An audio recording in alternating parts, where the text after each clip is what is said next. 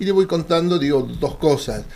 La presidenta, cuando fue en la asamblea, en la apertura de sesiones en la Asamblea Legislativa, habló de la democratización de la justicia, pero un día antes había habido toda una movida que duró 2 días, que había sido en la Biblioteca Nacional, que fue esto de justicia legítima, digo, y uno de los impulsores de eso, donde se juntaron alrededor de 1000 funcionarios de la justicia argentina, de distintos niveles, de distintos fueros, fue el juez Roberto Falcone, que es uno de los miembros del Tribunal Oral Federal 1 de La Plata, que fue el juez que dictó sentencia, que condenó a quienes quienes violaron los derechos humanos en lo que se conoció como circuito CAM.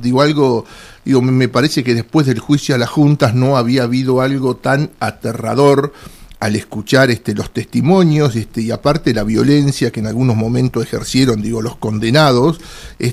donde Falcón en el verano dio una hermosa nota al diario La Capital, donde hasta hablaba, de esto, de él como ser humano, de lo que le conmovían los relatos de la víctima. Nosotros tenemos hoy la suerte de tenerlo ahí, el honor de tenerlo ahí en línea. Él es desde Mar del Plata, estamos en contacto con este juez que todas las semanas viene a trabajar en La Plata, pero vive en la ciudad de Mar del Plata, o sea que los fines de semana se vuelve para esa hermosa ciudad de la provincia de Buenos Aires. Roberto Falcone, muy buenos días, gracias por estar en contacto con No es lo que parece, acá por Radio Plus, la 96.7 de La Plata. Buenos días, mucho gusto. No, por favor, doctor, el gusto es nuestro, la verdad, muchísimas gracias por la posibilidad de poder tenerlo al aire, de poder conversar con usted. Y empecemos con esto, cuéntenos un poquito, cuéntenos a la audiencia, ¿qué es justicia legítima? Bueno, justicia legítima es un movimiento que se formó espontáneamente, de manera impensada, a fines de 2012, a raíz de una solicitada de la Junta de Cortes, avalada de alguna manera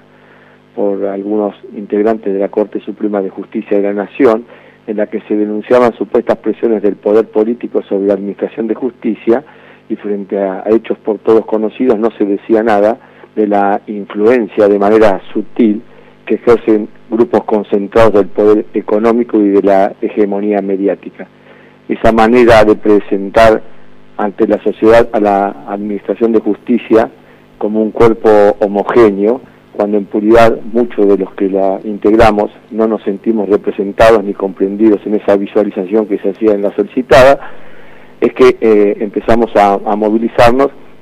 y a expresar nuestro punto de vista acerca de la justicia que nosotros pretendemos para la sociedad argentina en el siglo XXI.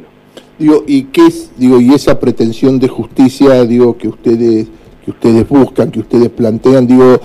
a decir así, ¿en qué nos beneficia a los ciudadanos? ¿En qué beneficia al pueblo, al tipo común? En la oxigenación,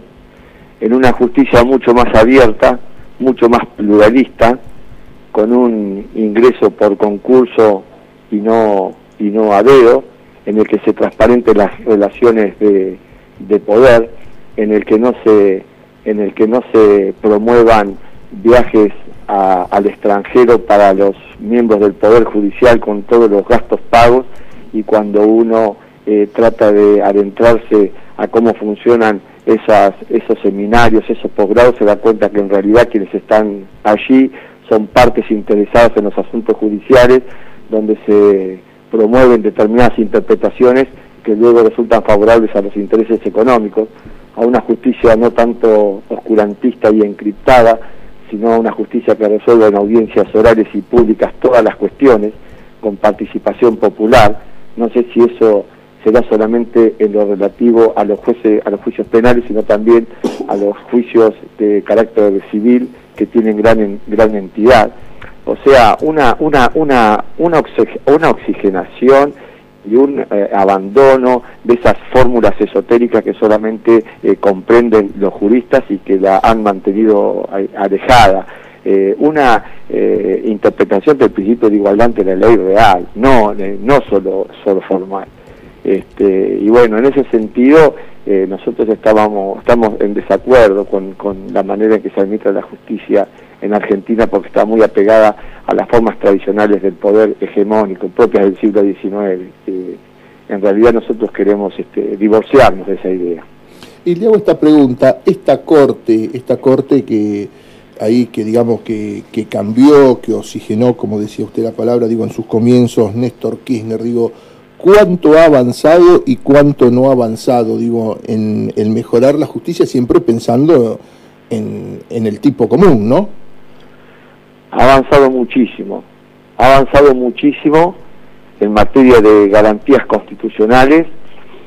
en la declaración de inconstitucionalidad, de leyes de obediencia debida, punto final, leyes de amnistía encubiertas, en el respeto de las garantías constitucionales frente al avance del poder punitivo, que siempre pretende garantizar la eficiencia en el proceso penal a costa de las garantías individuales. En ese sentido ha puesto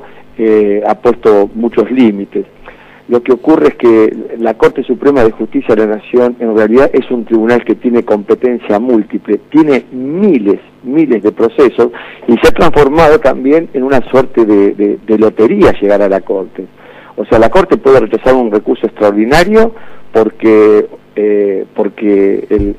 recurrente ha escrito renglones de más, o puede rechazar un recurso extraordinario sin dar absolutamente ningún motivo. Y eso pasa porque la Corte, en vez de cumplir el rol constitucional que tendría que cumplir como el último intérprete de las garantías constitucionales, termina fallando sobre cuestiones de hecho, prueba y derecho común. Por eso es muy importante lo que se ha promovido, y todavía no se conoce en detalle, pero desde el Poder Ejecutivo, según lo que se escuchó a la Presidenta, en el sentido de crear cámaras de casación en lo civil y comercial, a los efectos de que las cuestiones de hecho, prueba, de derecho común, en materia civil o en materia civil y comercial, queden definitivamente juzgadas en instancias anteriores y que no sea desbordada la Corte como ocurre en la actualidad. O sea, la Corte ha hecho un trabajo muy bueno, pero hay un trabajo que me parece que se ve impedido de hacer por la gran cantidad de competencias que tiene. Bien, ahí en esto, en función de lo que usted estaba diciendo, a mí hay algo, que me preocupa, ¿no? Normalmente, no todo, lo más sensacionalista es el derecho penal, o sea, las cosas que pasan en materia penal, pero realmente lo preocupante más de una vez es lo que pasa en los fueros civil, comercial, o en el fuero laboral, ahí cerca suyo porque usted está en Mar del Plata, él era juez en Necochea, a Secondi, que tuvo algunos fallos distintos, se lo persiguió, o sea, ¿cómo se modifica eso, donde ese fuero civil, comercial, ese fuero laboral, donde los jueces hace tiempo que la mayoría de los jueces no dictan sentencia, todo es conciliación, ¿no? Y la conciliación le sirve más al poderoso que al trabajador, ¿no? Bueno, es que hay que revisar muchas prácticas.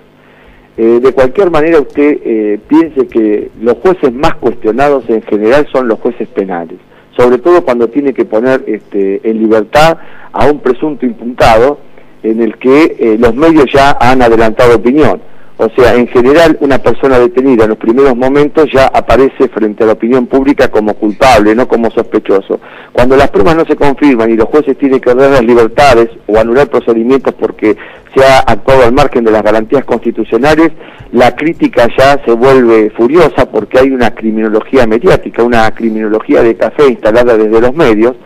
que cree que el delito debe perseguirse a costa de las garantías individuales, que en puridad las garantías son para los ciudadanos, para la gente de bien, y que los delincuentes las malversan, que usufructúan de las garantías, o sea que las garantías solamente favorecen a los delincuentes. Hay una visión errada que debilita el Estado constitucional de derecho. No niego que pueda ocurrir lo que usted dice en materia laboral, es que hay que revisar todas las prácticas. Es muy grave, por ejemplo, cuando un empresario despide a un obrero, no le paga el salario tiene el carácter alimentario, y el empresario puede ampararse en que el proceso va a demorar 3 o 4 años, y entonces de esa manera domestica o va coaccionando al